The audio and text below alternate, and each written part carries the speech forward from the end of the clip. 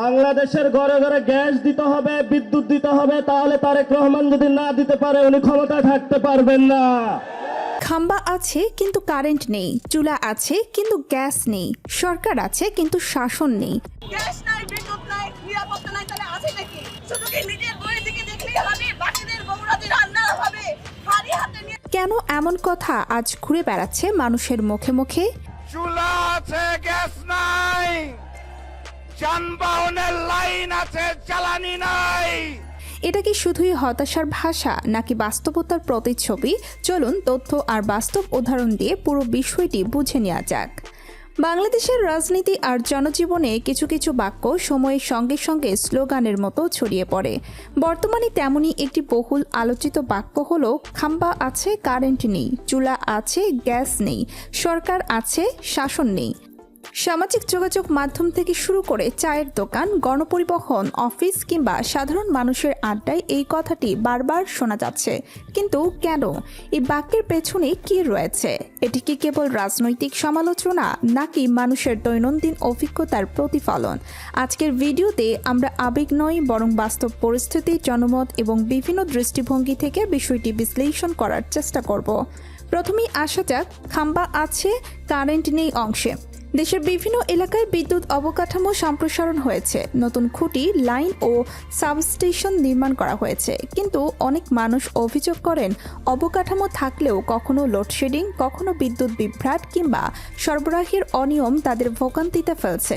ফলে মানুষের একাংশের কাছে এই বাক্যটি এমন একটি প্রতীক হয়ে উঠেছে যেখানে দৃশ্যমান উন্নয়ন থাকলেও প্রত্যাশিত সেবা সবসময় পাওয়া যাচ্ছে না। এরপর আসে চুলা আছে, গ্যাস নাই।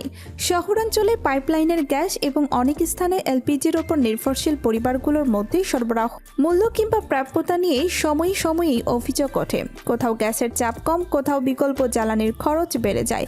ফলে মানুষের মনে প্রশ্ন জাগে, সংযোগ থাকলেও যদি প্রয়োজনের সময় সেবা না মেলে তবে সেই সুবিধার বাস্তব মূল্য কতটা? অবশ্য সংশ্লিষ্ট কর্তৃপক্ষ বিভিন্ন সময়ে জানিয়েছে বৈশ্বিক জ্বালানি বাজার, আমদানি ব্যয় এবং সরবরাহ ব্যবস্থার নানা চ্যালেঞ্জ এ পরিস্থিতির পেছনে ভূমিকা রাখে। সবচেয়ে আলোচিত অংশ হলো সরকার আছে, শাসন নাই।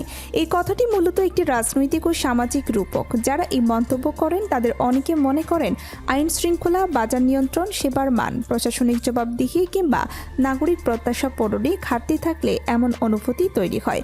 আবার অন্যদিকে সরকারের সমর্থকরা বলেন রাষ্ট্র পরিচালনা একটি জটিল বিষয়। বৈশ্বিক অর্থনৈতিক চাপ, আন্তর্জাতিক পরিস্থিতি, জলবায়ুজনিত সমস্যা এবং নানা অভ্যন্তরীণ চ্যালেঞ্জের মধ্যেও উন্নয়ন কার্যক্রম চলছে। তাই একটি বাক্য দিয়ে পুরো বাস্তবতা বিচার করা ঠিক হবে না।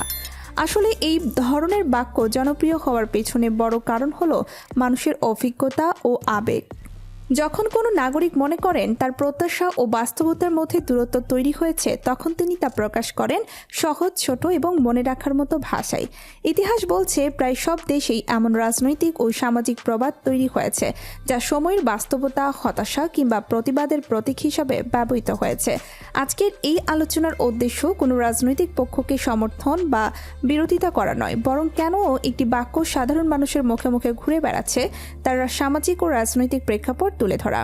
বাস্তবতা বুঝতে হলে কেবল একটি স্লোগান নয়, এর পেছনের কারণ, মানুষের অভিজ্ঞতা, রাষ্ট্রের ব্যাখ্যা এবং চলমান পরিস্থিতি সবকিছুই বিবেচনায় নিতে হবে। কারণ একটি দেশের উন্নয়ন শুধু অবকাঠামো দিয়ে নয়, সেই অবকাঠামোর কার্যকর ব্যবহার, নাগরিকের আস্থা এবং সেবার মান দিয়েও মূল্যায়িত হয়। আর এ কারণেই খাম্বা আছে, কারেন্ট নাই, চুলা আছে, গ্যাস নাই, সরকার আছে, শাসন নাই। এই বাক্যটি আজ অনেকের কাছে একটি প্রশ্ন, অনেকের কাছে একটি অভিযোগ, আবার কারো কাছে শুধুই রাজনৈতিক বক্তব্য। কোনটি বাস্তবতার সঙ্গে বেশি মেলে সেই সিদ্ধান্ত শেষ পর্যন্ত জনগণই নেবেন, তথ্য, অভিজ্ঞতা এবং সময়ের আলোকে। ভিডিও শেষে আপনার মতামত আমাদের জানান। ভিডিওটি লাইক করুন, কমেন্টে আপনার প্রতিক্রিয়া লিখুন এবং চ্যানেলটি সাবস্ক্রাইব করুন। সর্বশেষ রাজনৈতিক আপডেট, গুরুত্বপূর্ণ স্কিপ নিউজ এবং সরাসরি ভিডিও আপডেট পেতে আমাদের সাথেই থাকুন।